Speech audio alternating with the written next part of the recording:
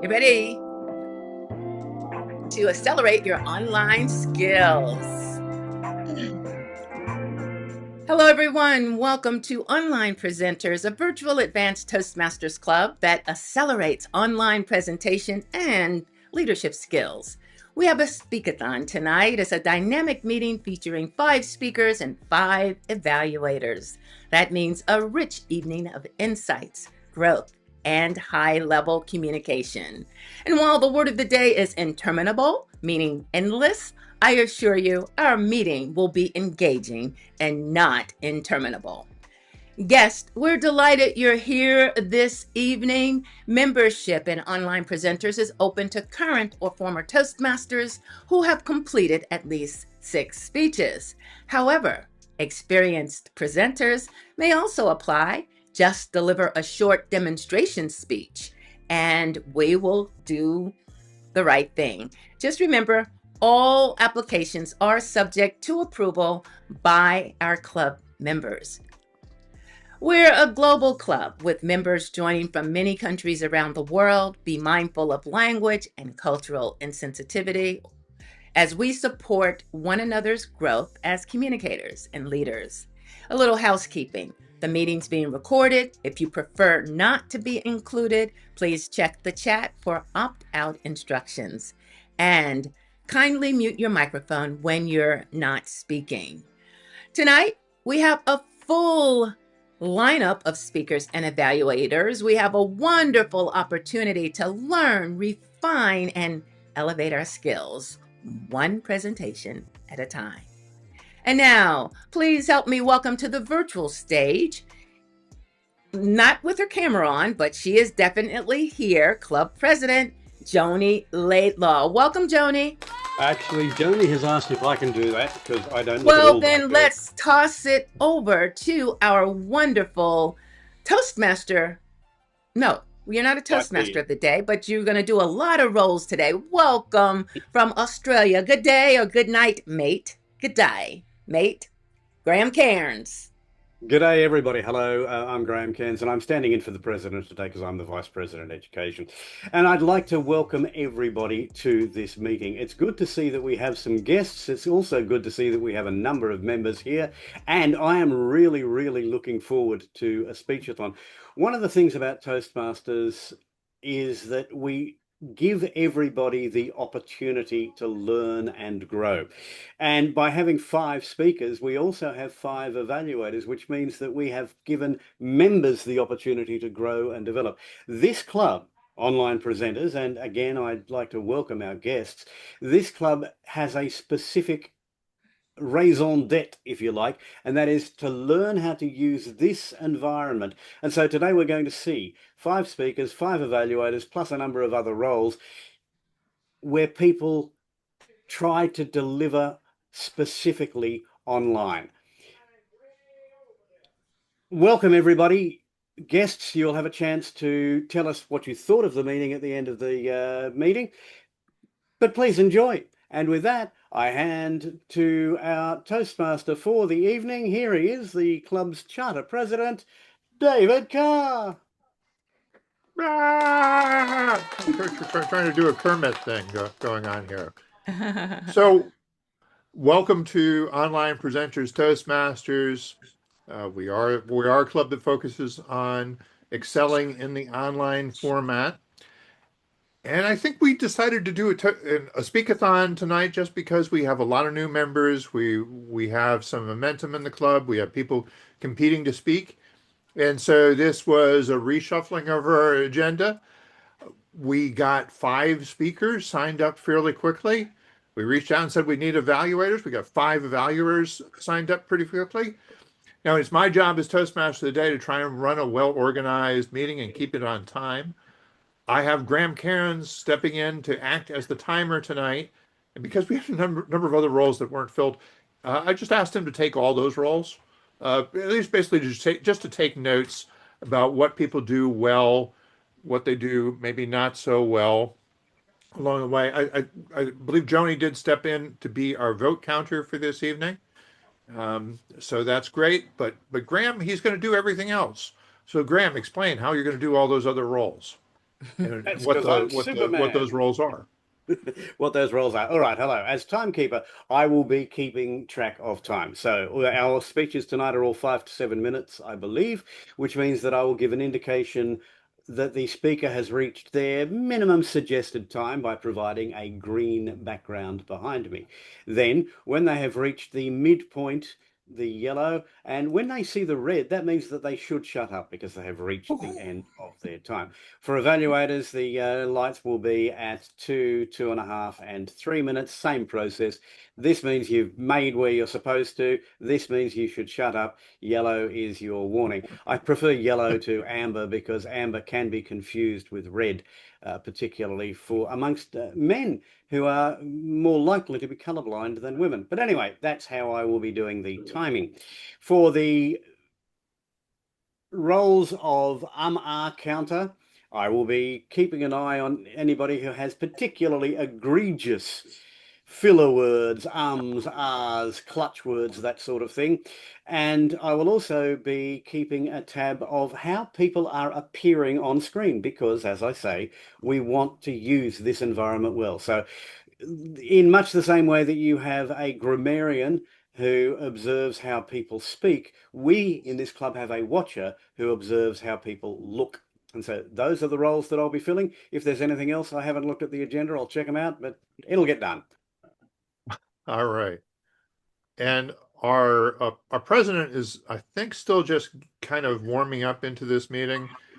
Joni, are you able to tell me, are you able to do the vote counters role, or I can take that on myself if I don't hear back from you, I may just take it on myself. All right. I think Joni is tied up. When we have something to vote on. I'm actually available, yes, but I'm set up in the background. I'm not able to come on camera, but you know what? The role of the vote counter is to get this, to count the votes. We already have a handy dandy tool all set up courtesy of David on his amazing website. It's there. I'll drop it in the chat when the time comes and we get to select our best evaluator and our best speakers. Back to you, David. All right, terrific. And those of you who are visiting as guests are actually encouraged to vote so that we get a few more votes and we get to know who you liked as a speaker. So we do have 5 speakers lined up for today, which is wonderful. And we will get right into that. Now, our first speaker for this evening is Samir. And help me on the pronunciation if it's not correct. Samir Dillon, is it? Yes, Simmer Dillon. Yes, right. Samir Dillon. All right. She is giving her icebreaker. I don't have too much information about what she'll be speaking about, but that's okay because the purpose of the icebreaker is for her to introduce herself to the group. Yes. So we're going to start off with an icebreaker, and then we'll have a few speeches from other folks coming up. Okay. But Samir, Thank you are you. on. Okay, thank you. Good evening, Toastmasters and guests. My name is Simmer Dillon, and today I want to share a short story about breaking patterns and finding my voice. Over the course of my career, working in banking and leadership environments, I begin to notice something interesting. Many leadership challenges did not come from lack of intelligence or capability. They come from patterns. Patterns in communication, patterns in decision making, and sometimes patterns of silence. That observation started a deeper journey of reflection for me. In many organizations, behaviors follow patterns. People repeat the same assumptions, the same processes, and sometimes the same silence. And meeting can become interminable. Not because people lack ideas, but because no one clearly expressed them. Over time, I realized that strong leadership requires something very simple but very powerful: the courage to break the pattern, to ask better questions, to speak with clarity, and to create space for new thinking. Like many people, I experienced moments in my career that forced me to pause and reflect. Sometimes challenges push us to rethink how we lead, how we communicate, and how we define success. Those moments of reflection help me understand something important. Leadership isn't just about authority, it's about clarity. Clarity about values, clarity about decisions, and clarity in communication.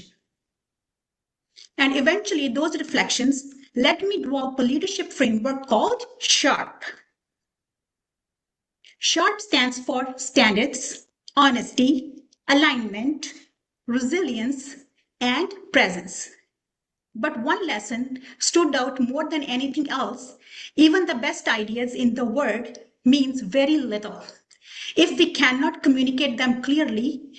Voice creates clarity and clarity builds trust. And that is one of the reasons I joined Toastmasters, because communication is not simply a talent.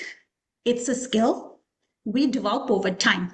Each time we speak, we organize our thoughts better. We learn to connect with others, and slowly we begin to find our voice.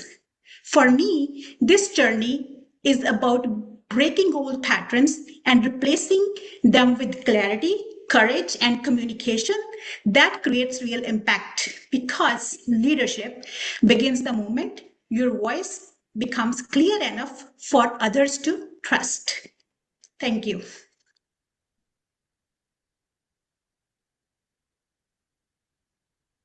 All right. Well, wonderful. Thank you for that. Yeah. We'll move on to our second speech. Our second speaker for this evening will be Dr. Andrew Byrne. He's doing Presentation Mastery Level 3. This is the Increasing Knowledge Active Listening speech. His introduction is he started in 2012 in Toastmasters, and he's earned 3 TTMs, working on his 4th. Dr. Andrew Byrne, I don't think I have a title, but please go ahead. The title is, Do You Know the Difference Between Active Listening and Hearing? Do you know the difference between active listening and hearing? This is a question that each of you should ponder. What is the difference? Does anybody know?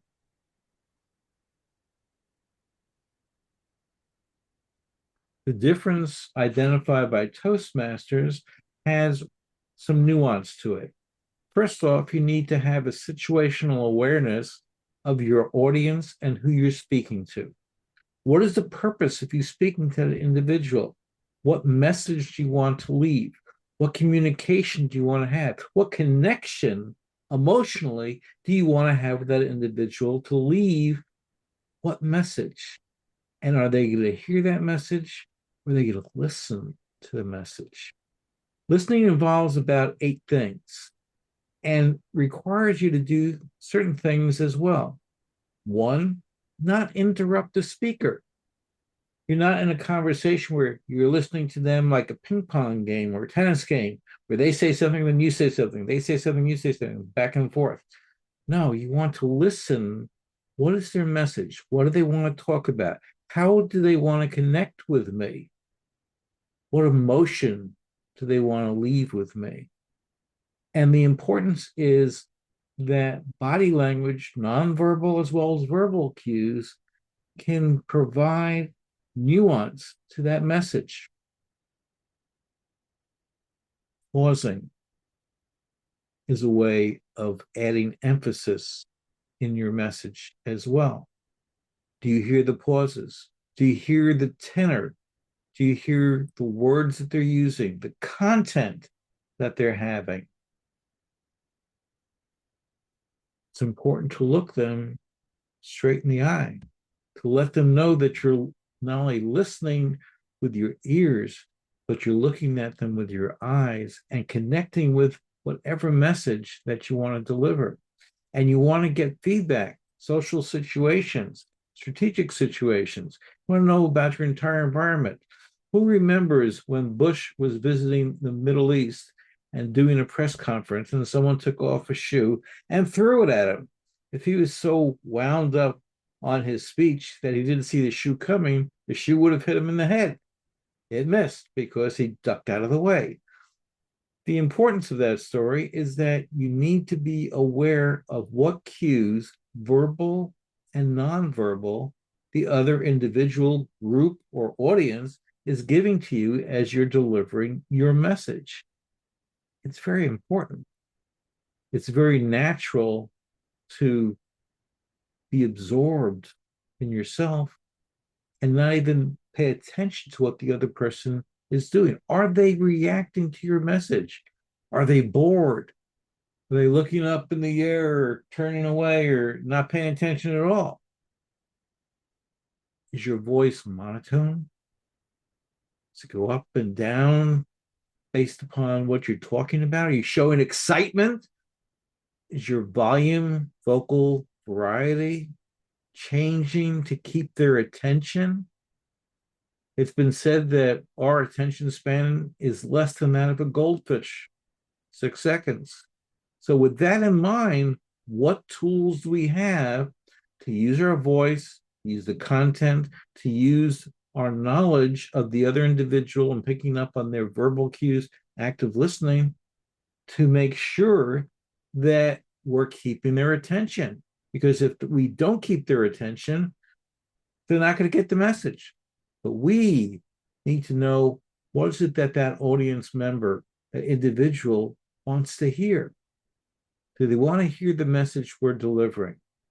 And that requires work on yourself, and before you deliver a speech, to know what audience is listening for. What do they want to hear? If you're in an audience in Minnesota, they might be interested in hearing about how to protect themselves from ice. You're talking about that, they're going to pay attention. On the other hand, if you're talking about snowfalls in Minnesota, they may not pay attention at all because it's a commonplace thing, no big deal. So it's important to know your message. It's important to know how you're delivering it. Are you delivering it with emphasis, using body language, using your face, using your eyes, connecting with them? What are you doing to make sure that you're listening to feedback that they're providing to you?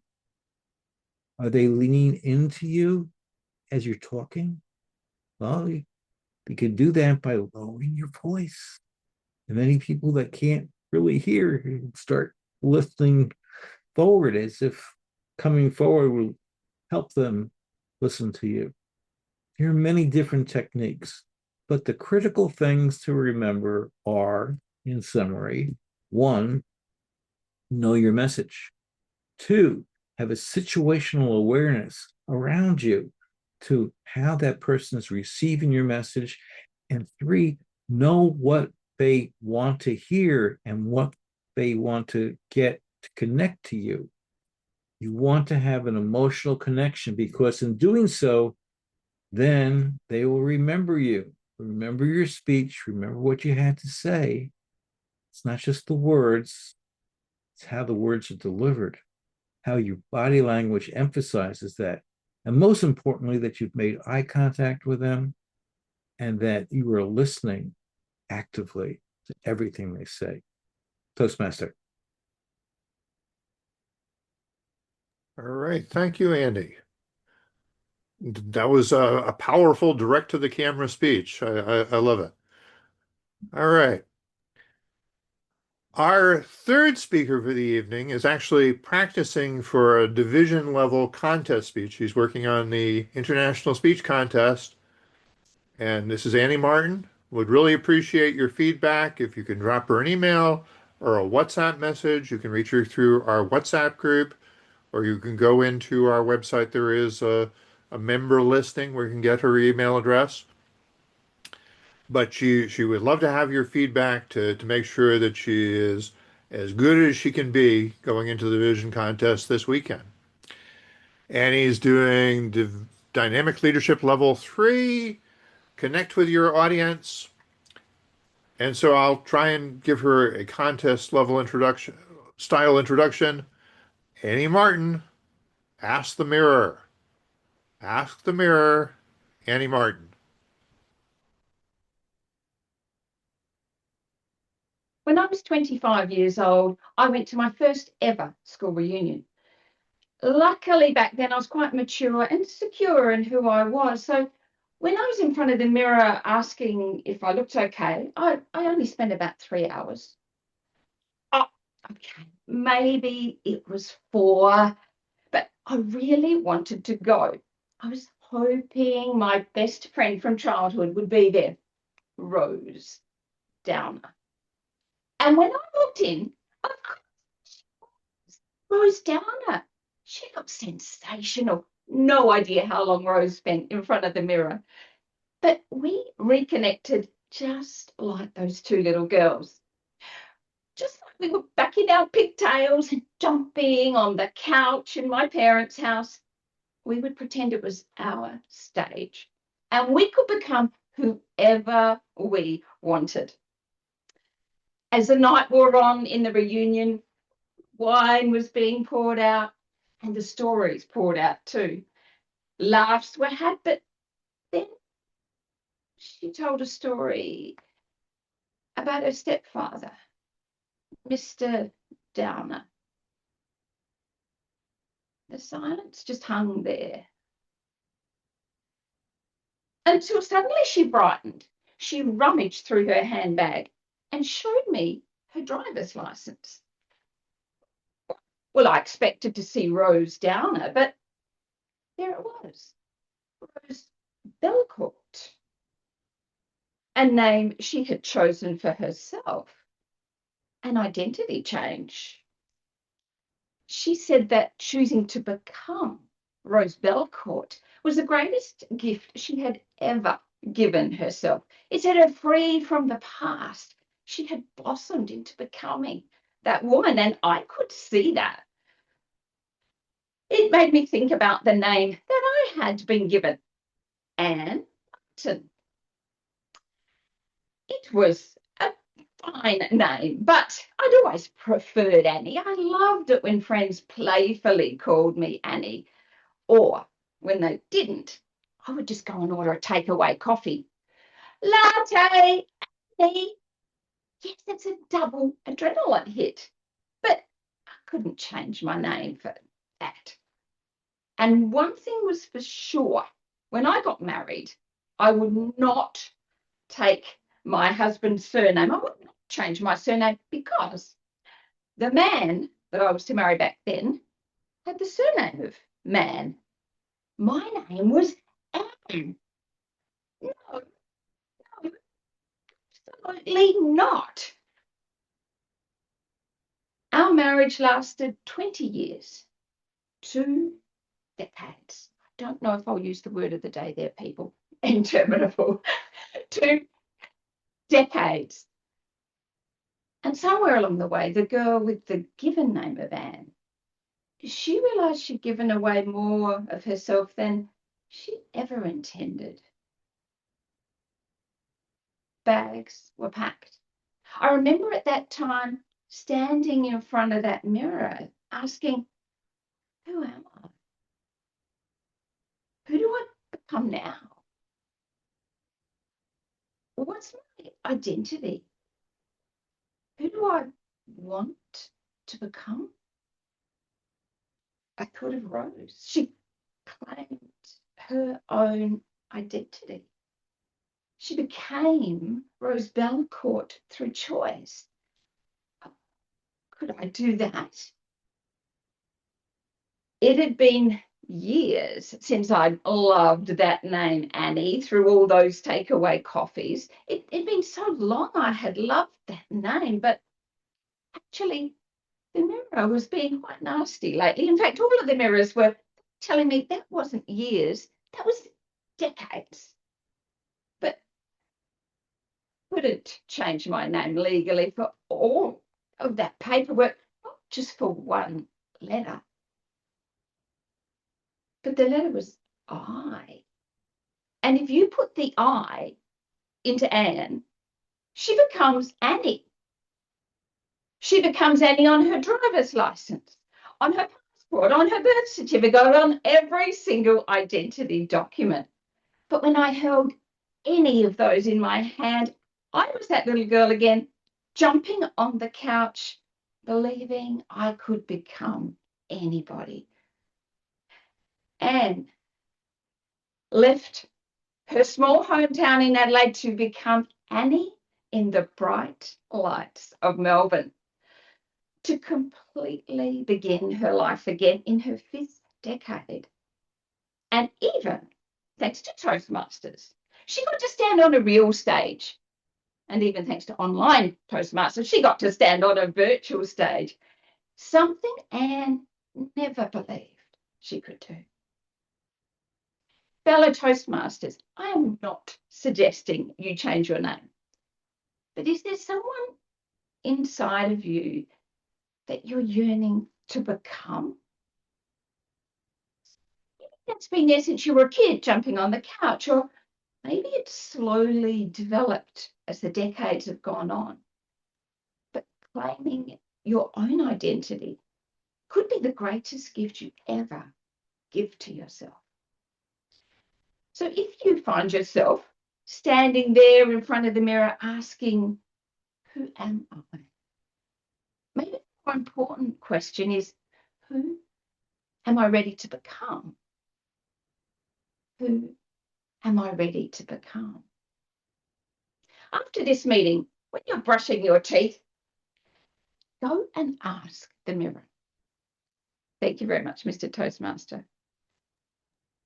All right. Thank you, Annie. Wow. And I love the white background. Technically wonderful, but it is a speech that made me want to jump on the couch.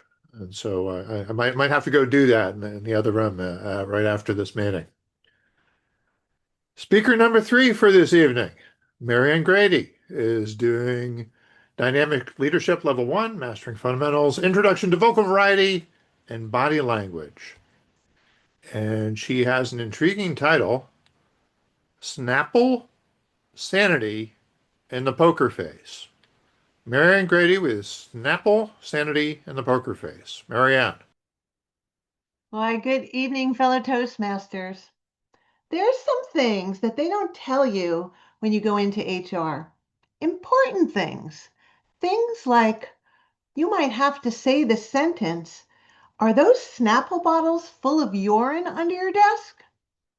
Right? I didn't know. I didn't see it coming either. I became an HR professional because I thought it was a good fit. I like working with people, I like solving problems, and I like creating processes that make things run smoother. When I got hired, the owner of our company said, Marianne, you need to take good care of our people so that they take good care of our business. And I just loved that philosophy. I thought that was great, but there were moments, really unforgettable moments that made me question my career choice and all the decisions I made along the way. Let me share one of those moments with you. I'm in my office, minding my own business. The phone rings. It's the office manager from New York. And she says, Marianne, we have a problem. Now in HR, that could mean a lot of things. It could mean a disagreement, a misunderstanding, or a missing stapler. But no, not today. She said, the housekeeping staff found bottles of urine under one of our executives' desks. What? As we eventually learned, this executive was on the phone all day long. He didn't want to take a break, so he took Snapple bottles and he filled them up and he left them there for the cleaning staff to deal with. Now in HR, you have to have a good poker face because there are days when you want to say, what the heck is wrong with you? But you can't because you have to be curious, neutral, professional. But sometimes you just know they are freaking crazy. So I go to New York to meet with him. I go into his office, I sit down, I look him right in the eye, and I put on my best poker face. The housekeeping staff said that they found bottles of urine under your desk.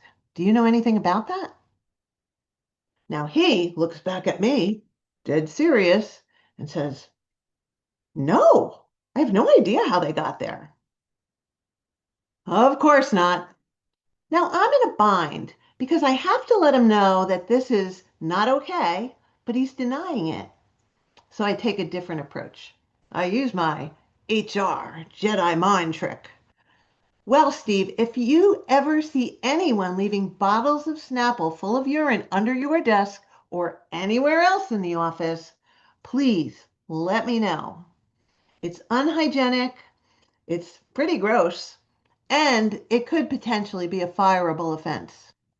He nods vigorously, and oh yes, I'll keep an eye out. Message delivered. And you know what? It never happened again. And that's the thing about HR. Sometimes you see the best of people, sometimes the worst, and sometimes the crazy. But what always brought me back to the why was the human factor, the H in HR. One day you might be helping an employee find a rehab center for their addicted child using our health insurance. Another time you might be talking to win people over who've just experienced a hostile takeover and they were worried about their jobs. Then you might be coaching somebody to speak with more confidence, or you could be dealing with somebody who's having the toughest day of their life. There were so many opportunities to serve our people, and every day was different, and I loved that. And as our company grew, so did I. I was in a unique position, and I took every opportunity to learn and grow. Now, you learn to stay calm, you learn to stay curious, and keep that poker face, even when you're staring at a row of Snapple bottles that definitely did not come from the vending machine. After years of working together on matters like this, and some a lot worse, our general counsel said to me, Marianne, you have to write a book, Tales from the Dark Side of HR. And we both laughed. But then several months later, we were at my retirement party, and I am walking out of the party with a mannequin that's wearing a cute little retirement t-shirt and a six-pack of beer. And he says to me, Whoa, stop. I got to take a picture. He goes, This is the cover of your book. And when he said that to me, we both just cracked up. Because if there's one thing that I've learned, it's this. Policies make the company move forward, but the stories, those stories, make HR super interesting. Back to you, Toastmaster. All right. Thank you, Marianne. Maybe a little bit more interesting than you wanted it to be from time to time. So we have. You are on mute. Sorry, I was trying to do the spacebar trick, but it doesn't work if you don't have the white break window highlighted. Anyway, excuses, excuses. All right. Thank you, Marianne. Maybe a little bit more interesting than you wanted it to be from time to time, but great stories. Speaker number 5 in this marathon of public speaking is Jenny Ayala, who joined Toastmasters in 2015 and was active until 2017, actually at my old club, or my home club, Club Awesome Coral Springs. I'm still active there. She actually got to miss the COVID years where that club got forced online, and so she has voluntarily come online to join this worldwide group here. She's coming back to Toastmasters to restart her journey in public speaking. And today she's presenting some lessons learned from the New York Times bestseller, Atomic Habits by James Clear. So her speech is Atomic Habits, Grow Your Life with Consistency and Frequency, Jenny Ayala. Good morning and good evening, fellow Toastmasters and honored guests. Let me start with a simple question. Have you ever promised yourself you would start a new habit tomorrow? Maybe wake up earlier, exercise more, read more books, eat healthier, and tomorrow comes and nothing happens, nothing changes? We often think change must be big to matter, big goals, big motivation, big results. But what if real change starts incredible small? That is the core idea of the book of Atomic Habits by James Clear. The word atomic isn't just powerful, it is also tiny. The message of this book is simple. Small habits, or repeated consistently, can create extraordinary results. James explains that habits are like compound interest for self-improvement. If you improve just 1% every day, those small improvements grow over time. Think about it. If you get just 1% better every day for 1 year, you become 37 times better by the end of the year. But if you get 1% worse every day, those small declines also compound. The question becomes, how do we build better habits? The book shares 4 principles. First, make it obvious. Our environment shapes our behavior more than motivation does. If you want to read more, put a book on your pillow. If you want to drink water, just keep a water bottle on your desk. When the cue is visible, the habits become easier to start. The second step is make it attractive. We are more likely to repeat behaviors that feel rewarding. For instance, you could listen to your favorite podcast only while exercising. Suddenly, exercise becomes something you look forward to. Third, make it easy. Many people fail because they try to do so much too fast, big expectations, big goals, but Jim Clear recommends something called the 2-minute rule. When starting a new habit, it should take less than 2 minutes. Want to build a reading habit? Start by reading 1 page. Just by the 365 days in 1 year, you should read 1, 2, 3 books. Want to start running? Begin by putting on your running shoes. That's it, it's the 2 minutes rule. The goal is not perfection. The goal is simple, showing up,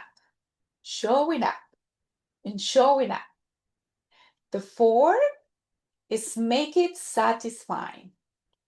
Our brains love immediate rewards. Chocolate, I love chocolate. That's why checking out a habit on a tracker or calendar can be surprisingly powerful.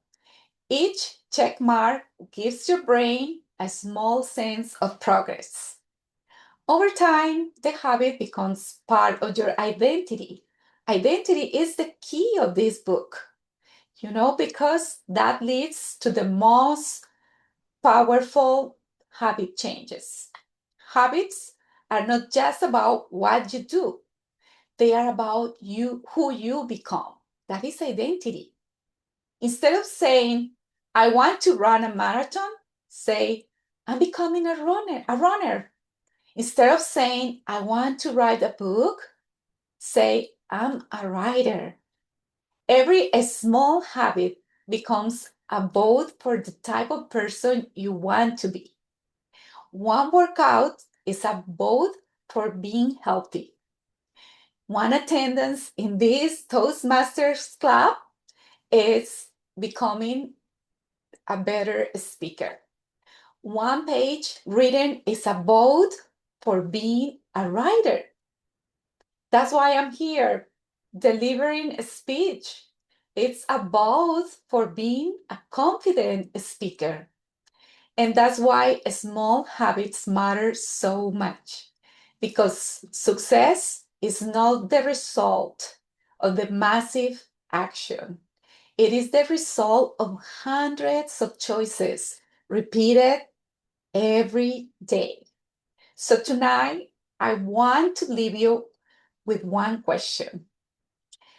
What is one small habit you can start tomorrow that takes less than 2 minutes? Not something big, not something perfect, just something small. Because small habits done consistently can transform our habits, our lives, excuse me. And that is the power of atomic habits. Thank you. And back to you, Mr. Toastmasters of the day. All right. Thank you, Jenny. Wonderful speech tonight. Great lineup. Mr. Timer, I think everybody was within time. Correct me if I'm wrong. Everybody was within. Well, strictly Well, speaking, Simo was a little short, but it is an icebreaker, and so we normally allow timing not to matter for an icebreaker. there we go. So please, I believe Joni is using the online voting tool tonight, which means there will be a link materializing in the chat in a few minutes. And so you can vote for the best speaker of the day, the one who impressed you the most. And President Joni, are you ready to start the evaluation portion of our meeting? I am ready to get our evaluations on the way. Okay, fantastic. Take it away. We don't all start out with an indomitable spirit. Sometimes it takes some work to get there. Like Jenny just said, it's accumulated over time, and evaluation is a good way to see if you're headed in the direction that you would like to go. Well, for today, we are going to be doing our evaluations based on the speeches that were done today. So I'm going to start with evaluator 1 for our first speaker. All right, that is me. Thank you, Madam General Evaluator.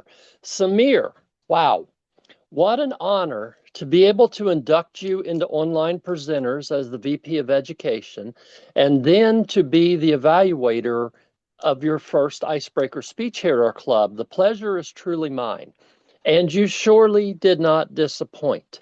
You talked about finding your voice. You told us about patterns in communication, and then that behaviors follow patterns. I loved how you took us on a journey. Your speech was very well structured and organized. You talked to us about the courage, having the courage to break the patterns that we have. And patterns tell all about our lives because they show our habits and who we really are. You talked about challenges to push us, and you have taken a step in the right direction by challenging yourself, joining Online Presenters to communicate in the online environment. Very well done. The really impressive thing that I took away from your speech is you gave us SHARP, and then you gave us the acronym SHARP for standard, honest, alignment, resilience, and presence. And all of those contribute to becoming a better speaker and a better communicator. And one thing that I would recommend as an evaluator and an online presenter, when you provide your audience with an acronym or even multiple steps. Make a copy in a notepad before your speech. Highlight, Control-C, or whatever computer software you're using, copy it, and then after your speech or slickly during your speech, paste it into the chat for your audience. Because I was actually remote and sitting in a car, and I had my other phone and my notepad, and I'm typing as quickly as I can while listening to make sure I captured everything. Overall, great job. I loved your pace. Your speech was well structured. Your use of vocabulary, I did not catch any filler words. So great job, Jenny, or Samir, sorry. I see the green light is on, and I will hand it back to the general evaluator, Joni. Thank you. Thank you, Allison, for that evaluation. Now, it's Toastmasters lore that whenever somebody gives an icebreaker, we are obligated to do a standing ovation. I'm online. I ain't gonna stand, but we're gonna unmute and we're gonna woot it up. So everybody, can we please? We might not be able to stand, but we can woot it up. All right. Well done. Great job, Samir. Great job, Samir, on your icebreaker. And I look forward to hearing more of your speeches. Now, hitting the ground running, I do believe Samir is taking a Toastmasters, wears many hats to another level. She is decided that not only was she going to speak, but she's going to evaluate the speaker right after her. So to evaluate speaker 2, please help Samir feel comfortable with her evaluation. Thank you.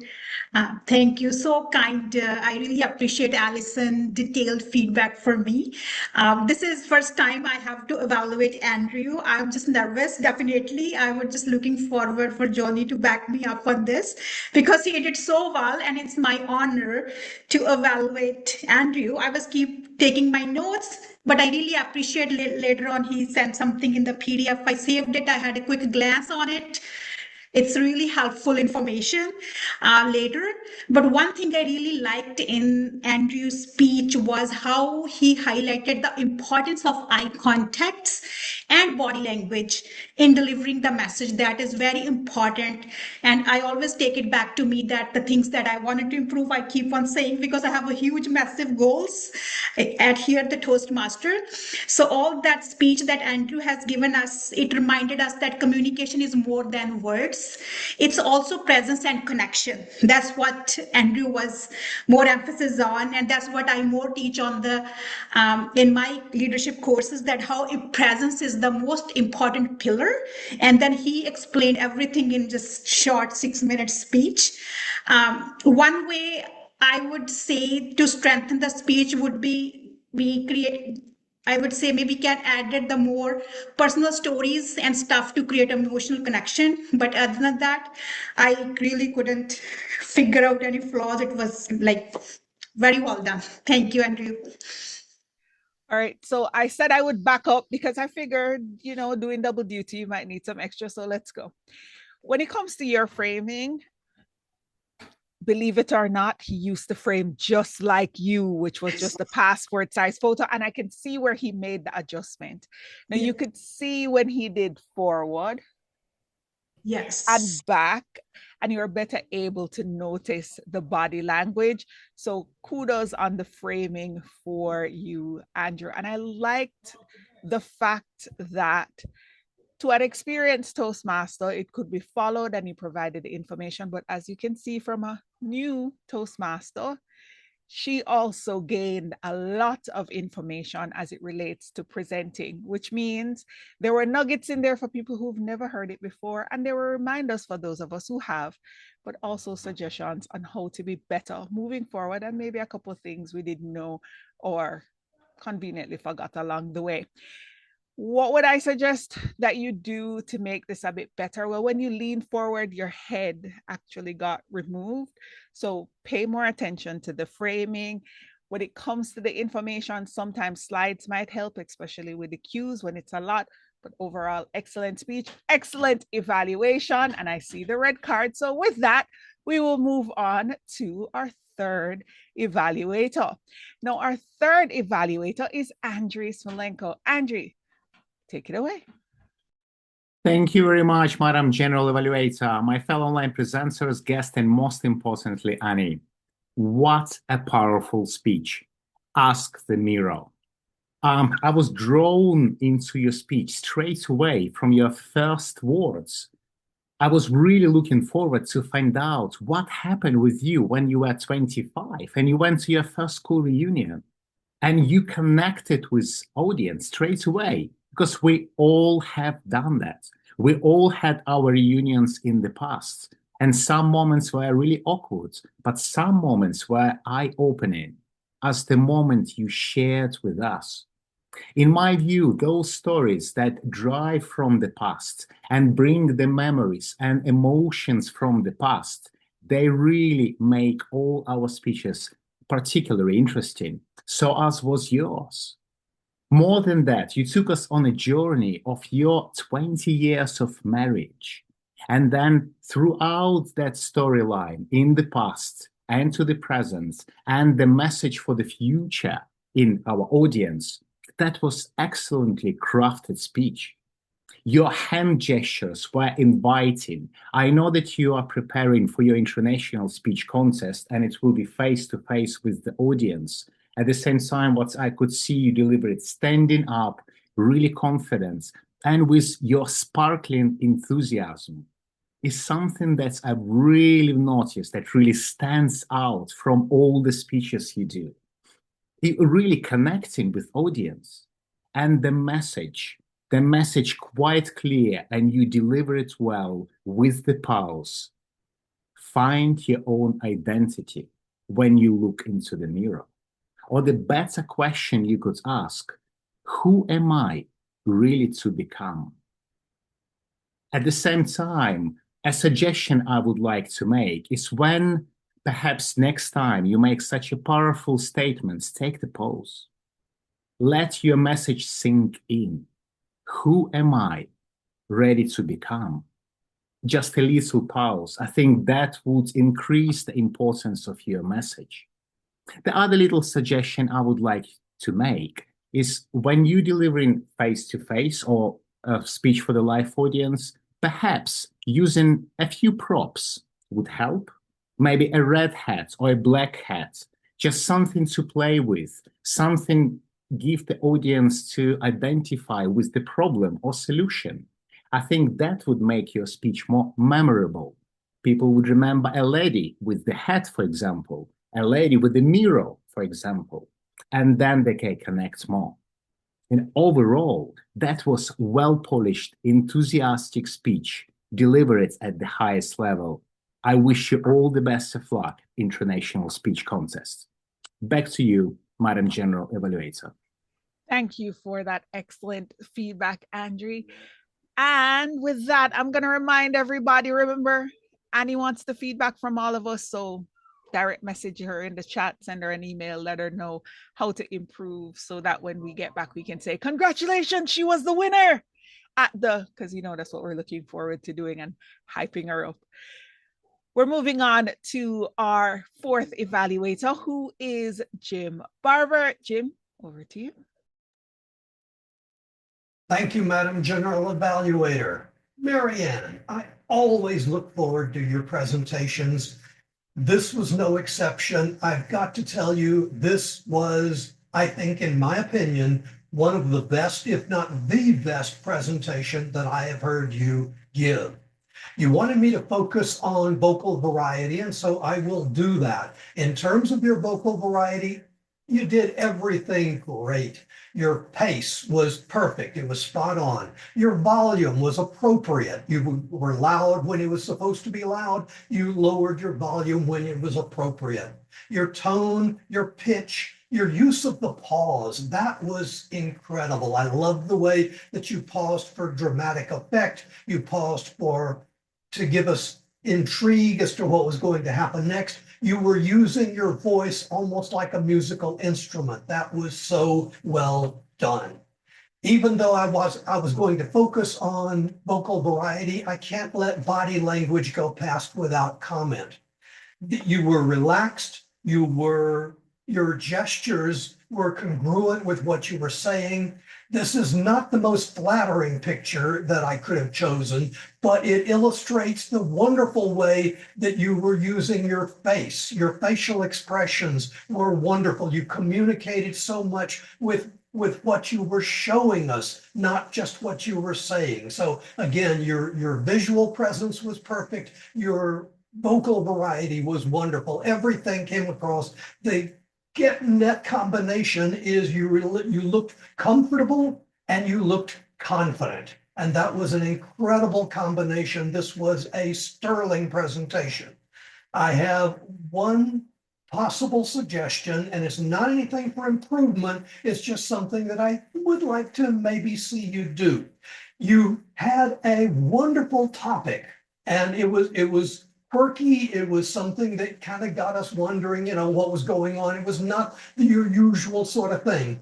I would like, and we've had several presentations in the past talking about the importance of props and how to use props so effectively. And so I was wondering what it would have done if you had had a small bottle of Snapple iced tea that you could hold up at the appropriate moments and maybe look at it with a question mark, shrugging a little bit, having us wonder throughout your speech, put it down again, and then raise it up again when you're talking about the Snapple, and have us wondering, is this one of those bottles of Snapple or is it not? And then just before your closing, maybe if you want to, take a swig of the Snapple and then sigh happily and return control of the Toastmaster. Set the Snapple bottle down. Again, I don't think it would make the speech better, but I would just be kind of curious what it would do to the speech. This was a magnificent presentation. Congratulations, Marianne, and I am really looking forward to your next one. Thank you for that, Jim. And that suggestion is an audience grabber if ever I heard an audience grabber. We're going to move on to our final evaluator. Madam Sherry Blake will be our fifth evaluator. Take it away. Good evening, Toastmasters and guests. So it's my pleasure to evaluate the speech delivered by Jenny. Jenny shared how small, consistent habits lead to real growth, and her speech was both engaging and practical. One thing I really liked was Jenny's opening. She asked the audience a question about starting a new habit tomorrow and reminded us that tomorrow often comes and nothing happens. This immediately got me thinking about my own habits, and it set the tone for the speech. Another strength was her main message that everything doesn't have to be big. She showed us that small habits done consistently can create lasting results. Jenny also emphasized building better habits, repeating behaviors that feel rewarding, and how a small habit can become a goal for the type of person you want to be. These points made the speech relatable and easy for the audience to connect with.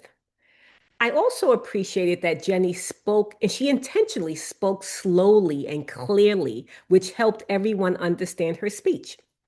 Her hand gestures were expressive even while sitting, which kept the speech dynamic and engaging.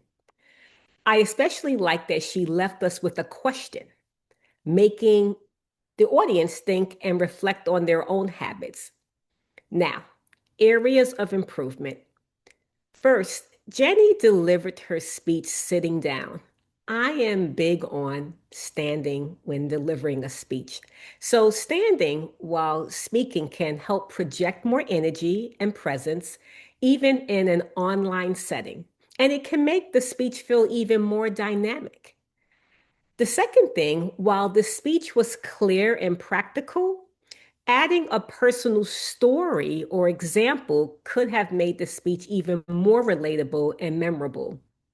Like sharing a small habit from her own life and its impact could inspire us to take action. She gave me a key takeaway, and that is small habits matter. They may seem simple, but when practiced consistently, they can lead to meaningful growth and help shape the person that we may want to become. What else do I have? So overall, Jenny gave a very thought-provoking, a speech that left us with to-dos and just practical ways that we can make changes in our life, in our lives. So Jenny, thank you for sharing these valuable lessons with us, and I look forward to seeing your next speech. Back to you, General Evaluator. Thank you, Sherry, for that. I thought you would have liked that line about the runner and the shoes. With that, we have come to the end of our evaluations and our evaluator segment. If you look in the chat, everybody is encouraged to vote. Simmer by default because it's her first time and it was a backup. With that, though, everyone else is there. Please feel free to vote for your best evaluator. Now, when it came to the use of the word of the day, I believe David did this deliberately so that we wouldn't have an R counter because he was going to be Toastmaster of the day. And he has a pretension to give the R counter a lot of work. Now, as general evaluator, I can tell you, David, you're improving. You need not fear the R counter anymore. You are triumphing an indomitable spirit against the uhs and the ums because I didn't hear any. When it came to the word of the day, it was used sporadically throughout the course of the meeting. I didn't get the opportunity to count how many, and we didn't have a Grand Marian to say, but it was utilized, and that was a wonderful way to use the word of the day. Even if we don't have the functionaries, it's important to throw them in. Finally, when it came to the overall meeting, we had a good meeting. We didn't start on time, but we did make it up. And thank you, Graham, for filling in for the president who was running late for today and doing an excellent job in leading our meeting. All our speakers were well prepared and did excellent presentations today. And normally as general evaluator, we don't really get to do as much of the covered, but today I did, and I appreciated it, and I appreciated everyone stepping up so we could have a meeting with 5 speeches and 5 evaluators that is going to get this actually end on time. Now with that, I'm going to ask David, are you ready to present our awards? Just barely, but yes. So all right. Let's It's okay. I can blow some more wind. I can pass some more time. There you go. It's okay. These are the online presenters, winners for the week for our fabulous speakathon. And the winners, of course, the icebreaker is its own reward. And so we welcome Simmer with her first speech at the club. Hey! Best speaker otherwise goes to Marian Grady. Ooh, a little bit of an upset, perhaps. Evaluator for this evening, Sherry Blake. Congratulations to all. And thank you very much. Thank you for that, David. And thank you for taking us through an excellent speakathon. Our goals are to get as many of us to speak as often as possible, because that's the point of Toastmasters. With that, I am just going to remind everybody it is time for renewals and dues. Congratulations to Marianne Grady, who just completed her level 2 with that amazing speech that she just did and won Best Speaker 4. And with that, I will be adjourning the meeting, but I ask our guests to stick around so we can have our guest comments.